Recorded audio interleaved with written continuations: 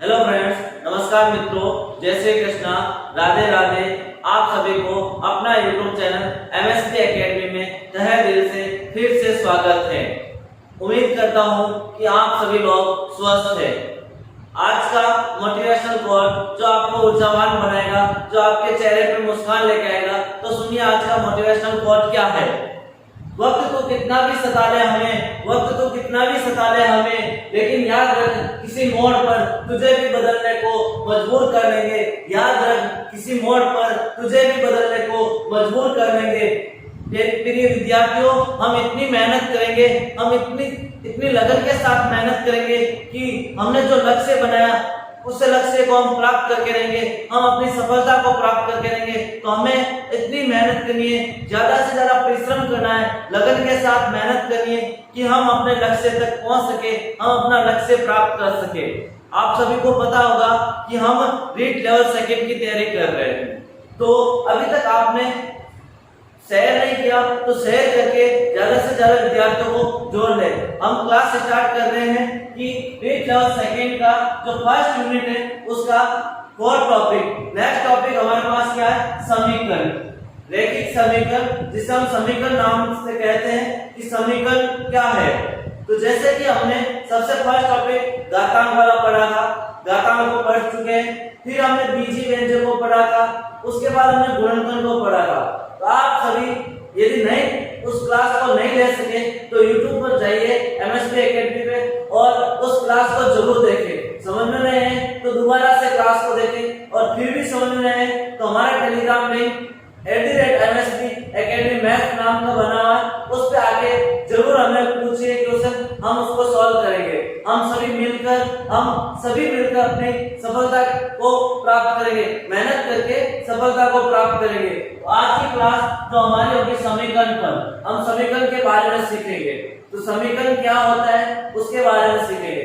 जैसा कि हमें बीजीय व्यंजक को पढ़ा था, तो बीजीय व्यंजक और समीकरण दोनों सेम है, दोनों में थोड़ा सा डिफरेंट है कि जैसे हमने बीजीय व्यंजक पढ़ा था, हमने बीजीय व्यंजक क्या लिया था, हमने बीजीय व्यंजक लिया था 3x + y, ये बीजीय व्यंजक था।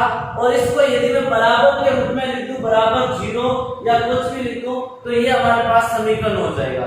ये क्या हो जाएगा, समीकरण हो जाएगा। तो हम बीजीय व्यंजक को समीकरण के रूप में पढ़ेंगे। तो देखिए विद्यार्थियों, हमारा टॉपिक है समीकरण। तो हम सबसे पहले समीकरण वर्ड को लेते हैं। समीकरण क्या होता है, फर्स्ट क्या लिखा हमने, समीकरण। समीकरण भी अलग अलग टाइप के होते हैं, तो हम यहाँ लिखा समीकरण और बीजीय व्यंजक, दो चीज में लेता आपको कि बीजीय व्यंजक और समीकरण, बीजीय व्यंजक और समीकरण। जैसा हमने बीजीय व्यंजक में पढ़ा था कि इसमें चर भी होता है, गणितीय संख्या भी होती है जिसे अचर कहते हैं, गणितीय संक्रिया भी होती है, उसे हम बीजीय व्यंजक कहते हैं। अब बीजीय व्यंजक को, यदि बीजीय व्यंजक को हम बराबर के रूप में प्रदर्शित कर दे, बराबर के दूसरी तरफ कुछ ना कुछ लिख दे, तो वो क्या बन जाता, हमारे पास समीकरण बन जाता। समीकरण भी हमारे पास चर, अचर और गणितीय संख्याओं से मिलकर बना होता है। किससे मिलकर बना होता है, गणितीय संक्रियाओं से मिलकर बना होता है। जो हमारे पास समीकरण होगा इन तीन चीज से मिलकर बना होगा, इसे हम क्या कहते हैं, समीकरण कहते हैं। यहाँ वर्ड है चर, चर किसे कहते हैं, जैसे हमने बीजीय व्यंजक में पढ़ा था कि चर अल्फाबेटिक वर्ण होता है, ABCD EFGH Z तक, वो अल्फाबेटिक वर्ण को हम क्या कहते हैं, चर कहते हैं। उसके बाद होता है अचर। अचर हम किसे कहते हैं, जो गणितीय संख्याएं होती है उसे हम क्या कहते हैं, अचर कहते हैं। जैसे मैं एग्जांपल लिखता हूं ABCD, ये तो हमारे पास क्या है, चर, और मैं यहाँ संख्या लिखता हूं 1 2 3 4, ये हमारे पास क्या है, अचर है।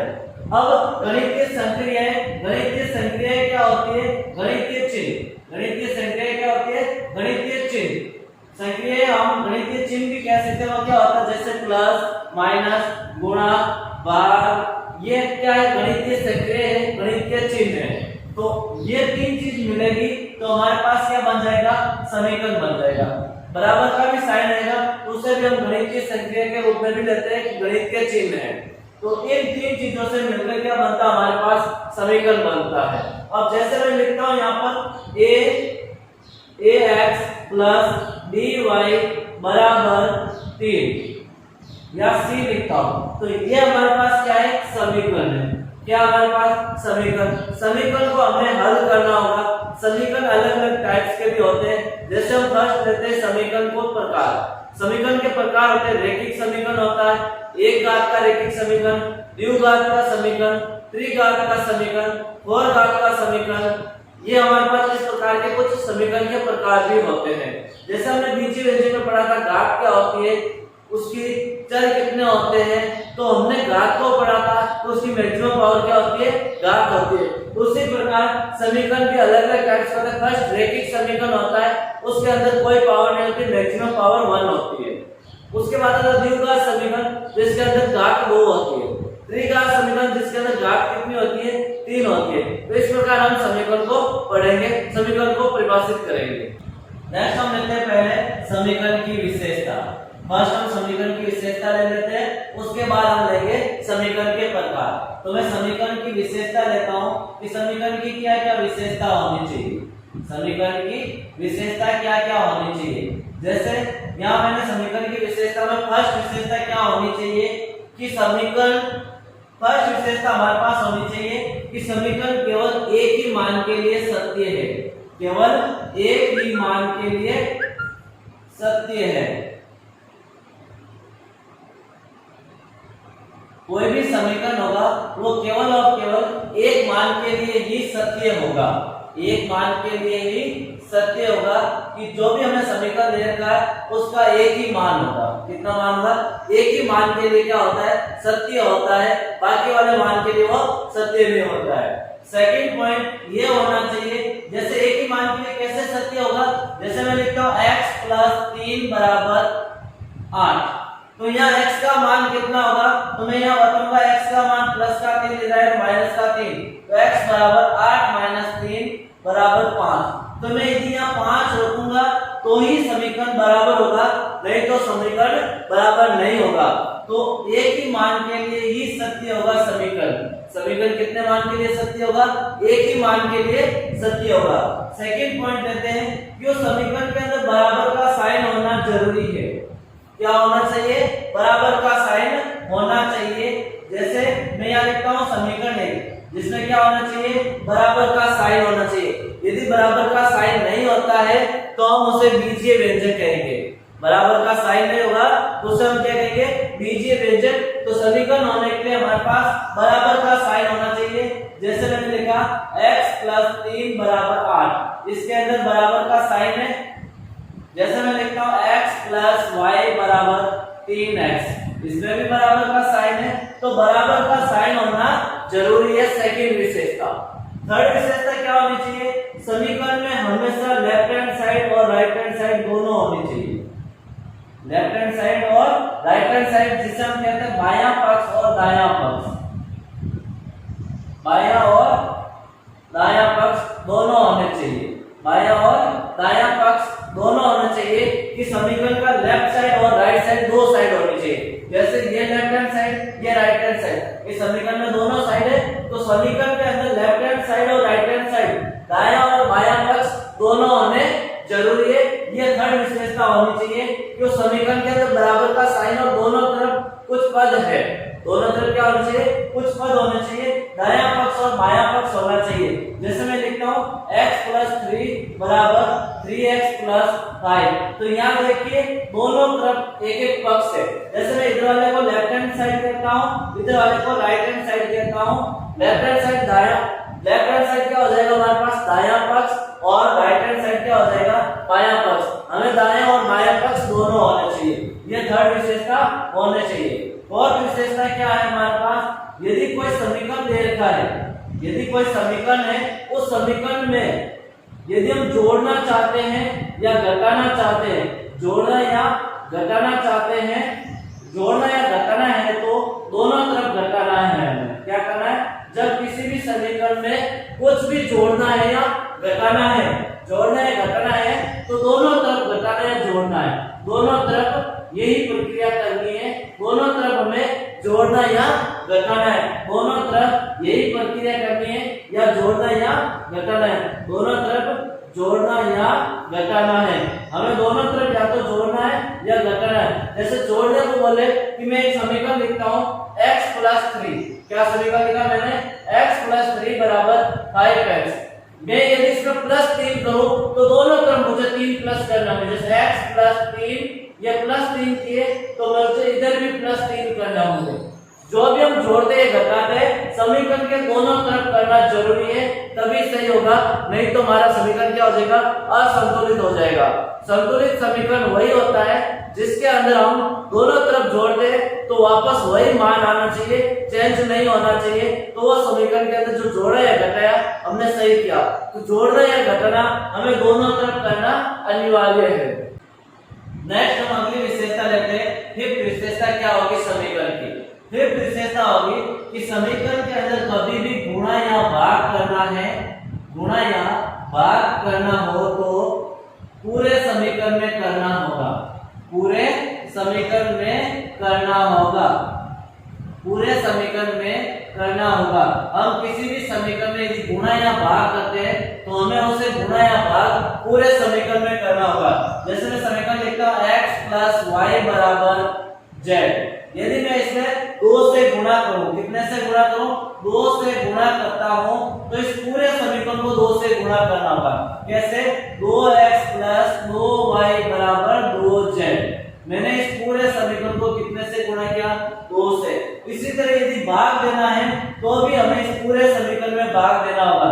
जैसे मैं बोलूं 2 से भाग दीजिए तो मैं क्या लिखूंगा? 2 से भाग x/2 + y/2 = z/2। जब भी आपको गुणा या भाग करना बोले तो हमें पूरे समीकरण को गुणा या भाग करना होगा। ये हमारा नेक्स्ट पॉइंट है, ये भी राइट होना जरूरी है। यदि हम जैसे गुणा करें केवल एक तरफ गुणा किया तो गलत होगा। गुणा करने के लिए या भाग करने के लिए हमें दोनों तरफ गुणा करना होगा, लेफ्ट हैंड साइड और राइट हैंड साइड, दोनों तरफ पूरे समीकरण को गुणा करना होगा। नेक्स्ट पॉइंट हमारे पास क्या होगा? 6 नंबर कि समीकरण को हल करते समय, समीकरण को हल करते समय या सरल करते समय, समीकरण होगा उसे हल करते समय या सरल करते समय चर एक तरफ व अचर एक तरफ होने चाहिए, अचर एक तरफ होने चाहिए। क्या होने चाहिए? समीकरण को हल करते समय चर एक तरफ और अचर एक तरफ होने चाहिए। चर को एक तरफ और अचर को एक तरफ होना चाहिए। कैसे? जैसे मैंने यही समीकरण लिखा 2x + 3y या 3x 3 = 3x + 5। ये हमारे पास एक समीकरण है। मुझे इस समीकरण को सरल करना है तो चर को एक तरफ रखना, अचर को एक तरफ रखना। तो मैं इस चर को इस तरफ लेके आ जाता हूं और इसको इस तरफ लेके चला जाता हूं। चर को एक तरफ, अचर को एक तरफ रखना है तो चर को एक तरफ लेके आ जाइए। 2x - 3x = 5 - 3। मैंने चर को एक तरफ लिख दिया, अचर को एक तरफ लिख दिया। 2 में से 3 घटाएंगे तो -x, 5 में से 3 घटाएंगे तो 2। तो x का मान कितना गया? -2। तो हमें चर को एक तरफ, अचर को एक तरफ करना है। ये हमारे पास क्या होगा? 6 पॉइंट होगा कि चर एक तरफ होने चाहिए और अचर एक तरफ होने चाहिए। नेक्स्ट देखो अगला पॉइंट, 6 नंबर पॉइंट क्या होगा? जब भी हम 6 पॉइंट क्या होगा? जो हमारे पास 6 पॉइंट क्या कहता है? जो हमारे पास left hand side, right hand side है, लेफ्ट हैंड साइड है, राइट हैंड साइड है, उन दोनों साइड को हम आपस में चेंज कर सकते हैं या बदल सकते हैं। दोनों साइड को आपस में बदल सकते हैं, आपस में बदल सकते हैं। दोनों को हम क्या कर सकते हैं? चेंज कर सकते हैं। जैसे मैं लिखता हूं 2x + 3y = 5 और मैं इसको इसी तरह भी लिख सकता हूं कि 5 = 2x + 3y। दोनों साइडों को हम आपस में बदल सकते हैं। लेफ्ट हैंड साइड को राइट हैंड साइड और राइट हैंड साइड को लेफ्ट हैंड साइड रख सकते हैं। कोई भी चेंज नहीं करना है, ना तो साइन चेंज होगा, कुछ भी चेंज नहीं होगा, केवल हम दोनों को बदल सकते हैं कि लेफ्ट हैंड साइड से राइट हैंड साइड और इसको इस तरह से पूरी साइड को आपस में बदल सकते हैं। ये हमारे पास नेक्स्ट पॉइंट होगा। उसके बाद ये तो अगर हमारे पास समीकरण को इस तरह से हमें लिखना है, समीकरण इस तरह से होना चाहिए। एक पॉइंट और होना चाहिए कि समीकरण को हल करते समय हमेशा साइन का ध्यान रखना है। जैसे माइनस का साइन है बराबर के दूसरी तरफ लाएंगे तो प्लस का साइन होगा। यदि प्लस का साइन है बराबर के दूसरी तरफ लेके जाएंगे तो माइनस का साइन होगा। यदि गुणा का साइन है बराबर के दूसरी तरफ लेके जाएंगे तो भाग का साइन होगा। यदि भाग का साइन है बराबर के दूसरी तरफ जाएंगे तो गुणा का साइन होगा। इस चीज को हमेशा नोट करके रखना है कि समीकरण को हल करते समय माइनस प्लस में चेंज होगा, प्लस माइनस में, गुणा भाग में और भाग गुणा में चेंज होगा। बराबर से दूसरी तरफ लेके जाएंगे, लेफ्ट हैंड साइड से राइट हैंड या राइट हैंड से लेफ्ट हैंड ले जाएंगे तो हमेशा साइन क्या होंगे, चेंज होंगे। नेक्स्ट हम लेंगे कथन से समीकरण का निर्माण। कथन से समीकरण का निर्माण कैसे करेंगे। नेक्स्ट टॉपिक क्या है, कथन से समीकरण का निर्माण करना।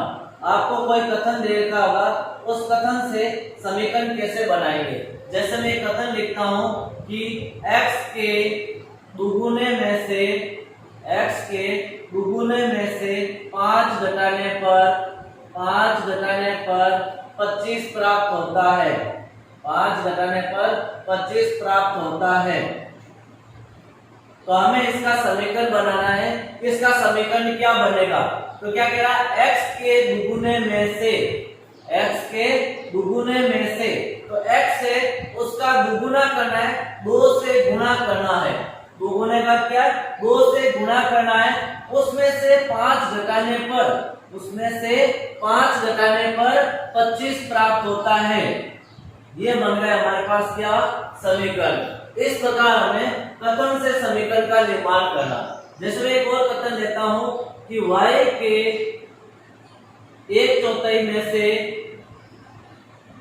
y के 1/4 में से x का दुगुना घटाने पर, x का दुगुना घटाने पर 37 प्राप्त होता है। तो समीकरण क्या है, y के 1/4 में से x का दुगुना घटाने पर 37 प्राप्त होता है। तो समीकरण क्या बनेगा, तो y के 1/4 का है, 1 का चौथा भाग, 1/4 में से x का 2 गुना घटाने पर 37 प्राप्त होता है।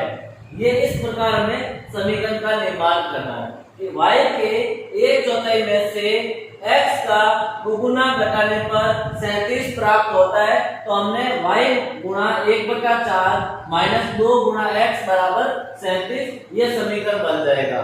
इस प्रकार हमें समीकरण का निर्माण करना है। देखिए दोस्तों, हमारे पास एक क्वेश्चन है, यदि किसी संख्या के 4 गुना में से 40 घटाने पर उस संख्या का 2 गुना प्राप्त हो तो उसका समीकरण है। हमारे पास एक क्वेश्चन लिखा है, हमें बताना है इसमें से इसका कौन सा समीकरण राइट है। तो हम क्या कह रहे हैं, क्वेश्चन कह रहा है वैसे करना है। किसी संख्या के, अब संख्या नहीं दे रही तो हमने संख्या ले ली x के 4 गुना में से 40 घटाने पर उस संख्या का, किस संख्या का, उस संख्या का जो पहले थी उस संख्या का, जो x थी उस संख्या का दुगुना, x का 2 गुना प्राप्त होता है। क्या कहता है हमारे पास समीकरण, किसी संख्या का, हमने वो संख्या क्या ले ली, x ले ली, उस संख्या का 4 गुना में से 40 घटाने पर उस संख्या का दुगुना प्राप्त होता है। जो संख्या थी उसका दुगुना हमारे पास क्या होगा, प्राप्त होगा। तो ये हमारे पास समीकरण बनेगा। इसको देख लो, आगे समझ लो, 4x माइनस 40 बराबर 2x। कौन सा ऑप्शन है, ऑप्शन नंबर 3। ये होगा हमारा आंसर, 4x माइनस 40 बराबर 2x। ये समीकरण है, क्या है, समीकरण है। अभी हमने देखा था समीकरण, कथन से समीकरण का निर्माण। अब हम लेंगे समीकरण से कथन का निर्माण। समीकरण से कथन का निर्माण, समीकरण से कथन का निर्माण। कि अब समीकरण देता है और समीकरण से हम कथन कैसे बनाएंगे। समीकरण देता है और समीकरण से कथन कैसे बनाएंगे। जैसे मैं समीकरण लिखता हूं, 5a + 2 = 7। अब इसका हमें समीकरण बनाना है, तो कैसे बनाएंगे कि 1 के 5 गुना में 1 के 5 5 गुना में या 5 गुना में 5 गुना में 2 जोड़ने पर 5 गुना में 2 जोड़ने पर 7 प्राप्त होता है। 7 प्राप्त होता है। ये हमारे पास क्या हो जाएगा, एक समीकरण से कथन का निर्माण। 5 गुना में 2 जोड़ने पर 7 प्राप्त होता है। ये हमारे पास इस समीकरण से कथन का निर्माण हो गया। जैसे मैं सेकंड एक और समीकरण लेता हूँ, एक समीकरण देखता हूँ, a/2 प्लस b/2 बराबर 5। अब हमें इससे समीकरण देखा, इससे कथन कैसे बनाएंगे कि a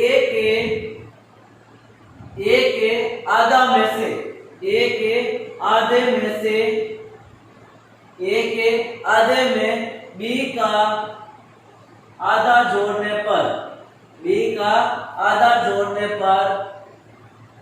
5 प्राप्त होता है।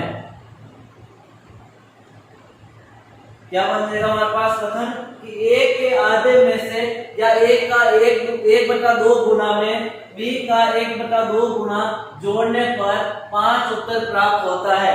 इस प्रकार हमारे पास कथन से किसका निर्माण हो जाएगा, समीकरण का। एक में यहाँ और समीकरण देखता हूँ, जैसे मैंने लिख दिया 3x प्लस 7 बराबर x प्लस 2। इसका समीकरण कैसे बनाएंगे, तो हम लिखेंगे कि x के 3 गुना में या तिगुने में 7 जोड़ने पर क्या लिखेंगे हम कथन कि x के 3 गुने में 7 जोड़ने पर हमें उस संख्या से 2 अधिक प्राप्त होगा। जोड़ने पर उस संख्या का 2 अधिक प्राप्त होता है। 2 अधिक प्राप्त होता है। ये बनेगा हमारे पास समीकरण कि किसी संख्या का 3 गुना में 7 जोड़ने पर उस संख्या का 2 अधिक प्राप्त होता है। उस संख्या का कितना अधिक प्राप्त होता है, 2 अधिक प्राप्त होता है। इस प्रकार हमारे पास क्या बन जाएगा, समीकरण से कथन का निर्माण। तो हमने समीकरण से कथन का निर्माण सीख लिया और कथन से समीकरण का निर्माण सीख लिया। अब हम देखेंगे कि समीकरण को हल किस तरह से करते हैं। नेक्स्ट क्वेश्चन हम लेते हैं 6x प्लस 4 बराबर 3 कोष्टक x माइनस 1 प्लस 7 है, तो x बराबर होगा, x का मान क्या होगा। तो हम यहाँ समीकरण था, उस समीकरण को देखते हैं। तो लेफ्ट हैंड साइड और राइट हैंड साइड दोनों साइड है हमारे पास। अब देखिए चर इधर भी है, चर इधर भी है, अचर इधर भी है, अचर इधर भी है। तो हमें चर को एक तरफ और अचर को एक तरफ करना है। तो मैं यहाँ देखता हूँ प्लस का 4 इधर आएगा तो माइनस का 4। तो 6x बराबर 3 कोष्टक x माइनस 1 प्लस 7 और माइनस का 4। प्लस का 4 था, इधर आएगा तो माइनस का 4। अब देखिए ये 3 इस कोष्टक के गुणा में है, इसका मतलब बीजीय व्यंजक पढ़ा था, मैंने बताया था कोष्टक पूरे के साथ गुणा होता है। तो हम क्या लिखेंगे 6x बराबर 3 को x से गुणा किया 3x minus plus minus 3 plus के 7 में से 4 जाएगा तो 3 और 3 में से 3 जाएगा तो क्या बचेगा हमारे पास 0, क्योंकि माइनस का 3 प्लस का 3 क्या हो गया 0 हो गया। अब बचा हमारे पास 6x बराबर 3x। कितना हो गया 6x बराबर 3x। अब मैं यहाँ देखूंगा तो यहाँ पर ये समीकरण संतुलित नहीं है, समीकरण सही नहीं, क्योंकि यहाँ x का मान कितना आएगा 0 आएगा, तब दोनों तरफ क्या होंगे बराबर होंगे। इसके अलावा और कोई कंडीशन नहीं होगी कि x का मान कुछ रखे तो 0 हो जाएगा, क्योंकि यहाँ पर केवल और केवल x का मान कितना होगा तब बराबर होगा 0 होगा तब, क्योंकि मैं x का मान 0 रखूंगा तो 6 × 0 बराबर 0 और 3 × 0 बराबर कितना होगा 0। तो x का मान 0 लेंगे तो ही ये समीकरण क्या होगा हमारे पास बराबर होगा। समीकरण का मान x का मान कितना आ जाएगा 0। नेक्स्ट क्वेश्चन है दोस्तों, देखिए x बराबर 4/5 कोष्टक x प्लस 10, तो x का मान क्या होगा हमें ये बताना है कि x का मान कैसे ज्ञात करेंगे। तो यहाँ देखिए इस समीकरण को हम देखते हैं तो यहाँ पर ये कोष्टक के बाहर एक संख्या है, तो ये किसमें है, यहाँ गुणा में है, किसमें है, दोनों के गुणा में है, तो इधर आएगी, कहाँ जाएगी, भाग में। तो मैं लिखूंगा x, तो यहाँ देखिए 5 भाग में ही है, 5 का है भाग में, तो इधर आएगा, कहाँ जाएगा, गुणा में आ जाएगा, किधर जाएगा, इधर आएगा, कहाँ जाएगा, गुणा में जाएगा, क्योंकि भाग में साइन में है, बटा में है, तो कहाँ जाएगी, गुणा में। तो मैंने 5x बराबर 4 गुणा x प्लस 10 लिख दिया। ये 5 भाग में था यहाँ पर, उसको कहाँ भेज दिया मैंने, इधर गुणा में भेज दिया। तो अब देखिए यहाँ 5x बराबर 4 को x से गुणा किया 4x, 4 को 10 से गुणा किया 40, क्योंकि ये दोनों से गुणा होगी संख्या। संख्या किससे गुणा की, कोष्टक के अंदर लिखी संख्या दोनों से गुणा होगी। तो 4 को x से गुणा किया 4x, 4 को 10 से गुणा किया 40, ये प्लस का 4x से इधर आएगा तो माइनस का 4x, तो हम लिखेंगे 5x माइनस 4x बराबर 40। 5 में से 4 जाएगा तो x बराबर 40, तो x का मान कितना आ गया हमारे पास 40, तो x का मान कितना प्राप्त होगा 40। देखिए हमारे पास क्वेश्चन क्या है, 2x बटा x प्लस 6 बराबर 1 है, तो x बराबर क्या होगा, तो हम देखेंगे किसको सरल करेंगे, तो ये संख्या इधर किस में है, बटा में है, डिवाइड में है। बटा में इसका मतलब कहाँ है, भाग में है। कोई भी भिन्न के जो नीचे वाले संख्या, हर वाले संख्या है, हमेशा भाग में होती है। तो ये संख्या किस में है, भाग में है, इधर आएगी किस में आ जाएगी, गुणा में। तो हम लिखेंगे 2x बराबर 1 गुणा x प्लस 6। अब 1 से गुणा करेंगे तो कोई फर्क नहीं पड़ेगा, हम लिख देंगे 2x बराबर x प्लस 6। चर को एक तरफ, अचर को एक तरफ कीजिए, ये प्लस का x इधर आएगा तो माइनस का x, तो हम लिखेंगे 2x माइनस x बराबर 6। 2x में से 1x घटाया तो हमारे पास एक ही x बचेगा, 2 में से जब 1 घटाएंगे कितना बचेगा, 1 बचेगा बराबर 6। तो x का मान कितना आ गया हमारे पास 6। इस तरह से हमारे पास एक और समीकरण है, रैखिक समीकरण, एक घात का और एक घात का एक चर का रैखिक समीकरण, एक घात का एक चर का रैखिक समीकरण। यहाँ देखिए तो फर्स्ट इस जो मिश्र फ्रैक्शन है, मिश्र भिन्न है, इसको सिंपल भिन्न में बदलना है, सिंपल भिन्न में बदलिए। तो 3 को 2 से गुणा किया 6 प्लस 2 8 बटा 3, तो हम लिखेंगे x प्लस 5 बटा x बराबर 3 दूनी 6 प्लस 2 8 बटा 3। हमें इसको वापस भिन्न के रूप में बदलना होगा, प्रॉपर भिन्न के रूप में बदलिए। तो 3 दूनी 6 2 8 बटा 3। अब यहाँ से हम क्या कर लेंगे, तिरछा गुणा कर लेंगे। क्या गुणा कर लेंगे, तिरछा गुणा कर लेंगे, क्योंकि ये संख्या भाग में इधर आएगी गुणा में और ये संख्या इधर भाग में इधर आएगी तो गुणा में, तो दोनों को गुणा कर लिया। 3 कोष्टक x प्लस 5 बराबर 8 गुणा x। अब हम गुणा करते हैं, 3 को x से गुणा किया 3x, 3 को 5 से गुणा किया 15, 8 को x से गुणा किया 8x। अब यहाँ देखिए चर को एक तरफ, अचर को एक तरफ, 3x प्लस के इधर आएंगे तो माइनस के, हम लिखेंगे 15 बराबर 8x minus 3x, 8x minus 3x, और 8 में से 3 घटाएंगे कितना आएगा, 5x बराबर 15, कितना आएगा 5x बराबर 15। अब ये 5 इधर गुणा में है, क्योंकि दोनों संख्याओं के बीच, चर और अचर के बीच गुणा का साइन होता है, तो 5 गुणा में इधर आएगा तो भाग में, तो 15 भाग 5 बराबर x, और 5 का भाग 15 में कितने बार जाएगा, 3 बार। तो यहाँ पर x का मान कितना आएगा 3, और यहाँ पर x का मान कितना आएगा 6। देखिए दोस्तों नेक्स्ट क्वेश्चन हमारे पास 3x बटा 5 माइनस x बटा 3 माइनस x बटा 6 बराबर 1 से 1 बटा 2 है, तो x का मान ज्ञात कीजिए। तो सबसे पहले इसको सरल भिन्न में बदलिए, मिश्र भिन्न है, सरल भिन्न में बदलिए। तो 2 को 1 से गुणा किया 2 और 1 3 बटा 2, तो इधर आ गया हमारे पास 3 बटा 2, और इधर अब क्या करना, आपके सबके नीचे संख्या है तो हमें लेना होगा लसअ एलसीएम।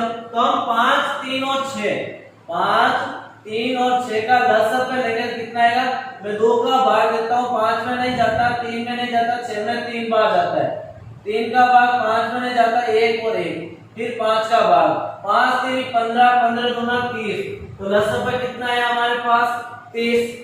5 का भाग 30 में 6 बार जाएगा, हमें भाग देना है इसमें, 5 का भाग 30 में 6 बार, 6 को 3 से गुणा किया 18x, माइनस का माइनस, 3 का भाग 30 में 10 बार, 10 को 1 से गुणा किया 10x, माइनस का माइनस, 6 का भाग 30 में 5 बार, 5 को 1 से गुणा किया 5x। अब देखिए 30 इधर भाग में इधर आएगा तो गुणा में जाएगा, और यहाँ देखो 18 में से 10 जाएगा तो 8x माइनस 5x बराबर 3/2 गुणा 30। ये भाग में थे, इधर आएगा तो गुणा में, और 18 में से 10 घटाएंगे 8, और 8 में से 5 घटाएंगे कितना आएगा 3x, और 2 का भाग 30 में 15 बार, 15 3 45। अब 3 इधर गुणा में है, इधर आएगा तो भाग में, हम देखेंगे x बराबर 45/3, और 3 का भाग 45 में 15 बार जाएगा, तो x का मान कितना आ जाएगा हमारे पास 15। x का मान कितना होगा हमारे पास 15। नेक्स्ट क्वेश्चन देखिए दोस्तों, 6x + 4/3 बराबर x - 3/6 है, तो x का मान क्या होगा, हमें x का मान ज्ञात करना है। तो हम इस समीकरण को कैसे सरल करेंगे, तो मैं यहाँ क्या करूंगा, 6 को इससे गुणा कर दिया, 3 को इससे गुणा कर दिया। जब दोनों तरफ भिन्न में हो तो हम तिरछा गुणा कर सकते हैं, इस संख्या को इधर और इस संख्या को इधर। 6 कोष्टक 6x + 4 बराबर x - 3 गुणा 3, क्योंकि ये 3 इधर जाएगा और 6 इधर आ जाएगा। 6 को 6 से गुणा किया 36x, 6 को 4 से गुणा किया 24 बराबर 3 को x से गुणा किया 3x, 3 को 3 से गुणा किया माइनस का 9। यहाँ तक हमने समीकरण को क्या कर दिया, गुणा कर दिया। 6 को 6 से गुणा किया, 6 को 4 से गुणा किया, 3 को x से गुणा किया, 3 को 3 से गुणा किया। अब देखो संख्या चर एक तरफ, अचर एक तरफ, संख्या को एक तरफ, अल्फाबेटिक 1 को एक तरफ करना है। तो ये 3x प्लस का इधर आएगा तो माइनस का 3x, ये प्लस का 24 इधर आएगा तो माइनस का 24, 36x माइनस 3x, क्योंकि प्लस का था इधर आएगा तो माइनस का, ये माइनस का 9 इधर प्लस का 24 इधर आएगा तो माइनस का 24। अब देखिए 36 में से 3 घटाएंगे तो आएगा 33x, और 24 और 9 दोनों माइनस के तो संख्या जुड़ेगी, 24 और 9 33 और माइनस का 33, क्योंकि ये माइनस का साइन है तो माइनस का 33। ये 33 गुणा में इधर आएगा तो भाग में हम लिखेंगे x बराबर -33/33, 33 में 33 का भाग एक बार, तो हमारे पास x का मान कितना गया -1।